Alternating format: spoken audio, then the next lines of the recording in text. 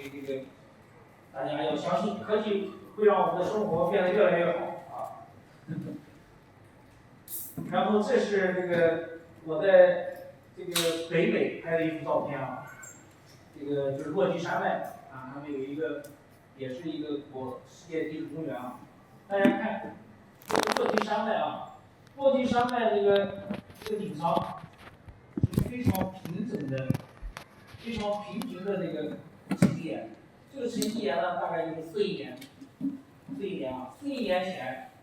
这个海上的沉积岩代表的是海底，4亿年前的海底，然后因为太平洋板块的俯冲啊，导致了它被抬到了最高点，抬到了山上啊。这个当然，这个实际上这些过程呢，是在我们这些山里，这个造山带啊，大型的造山带是非常普遍的。我本来想放个这个珠穆朗玛峰的，珠穆朗玛峰的岩石也是这样的，也是一个更老的海象，一个海底，然后被抬到了山顶啊。所以就是我们地球的这个运动，然后再加上这个长时间的这个标识，很多这个我们是这个比我们想象的还要丰富啊。当然，我们这个地质学家呢，我们就去研究这种运动的啊，这个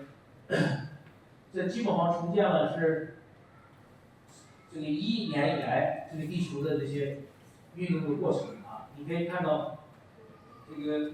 像《大观演义》里面写的一样啊，分久必合，合久必分啊。所以地球也是这样的。你看这个，我们现在是一个分的时期啊，然后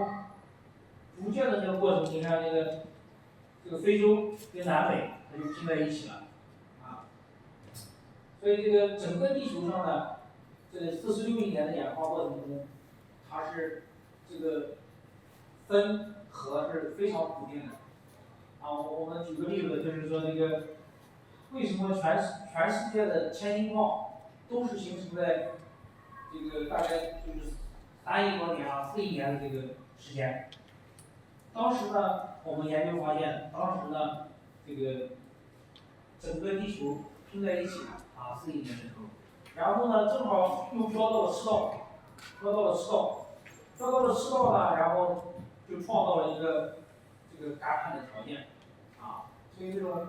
种逆力推动着外力，然后又驱动着这个形成，所以全世界的这个都是这个时间形成的啊，千斤矿。所以呢，这个地球也是一个非常微妙的、非常精密的系统啊。所以现在我们这个地球地质学里面，现在这个有个概念啊，叫地球系统科学，它是强调这些圈层之间相互关联、相互耦合啊，能够借助我们现在的科技，能够预测一些事情的发生啊。你像这个地球的这个内部的运动，可能引发了外部的这种蝴蝶效应。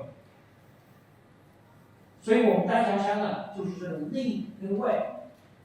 相互之间作用。当然，我们表面看来，这个丹霞的形成就是这个有一种说法啊，叫流水丹霞，好像就是流水模式、流水侵蚀出来的啊，但是不是，实际上还有流水是塑造丹霞地貌的主动力，但是呢，它的抬升、这个侵蚀这些作用，同样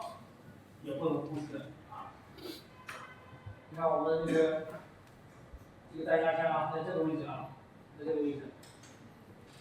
就是刚才讲的盆地里面啊，这盆地，它这个地层呢，大概是1亿年前形成的，就这种红红的这种地层，当时沉积下来的时候是1亿年，白垩纪啊，白垩纪红层。当时呢，它就处在跟世界其他国家一样，这些干旱地区一样，啊，它是处在一个炎热、这个干旱的一个环境。然后我们为什么会下这种判断啊？因为你可以看到，这个图不清楚啊，你看是红色的，是吧？红色。然后呢，里面夹着一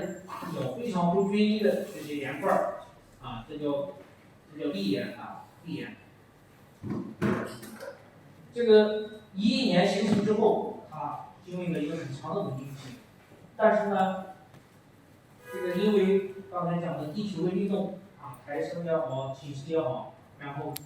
加上流水，它开始被侵蚀。所以第一个阶段我们讲叫青年早期，它往往就是开始有一些端倪了，啊，代表性的像这个贵州的赤水丹霞，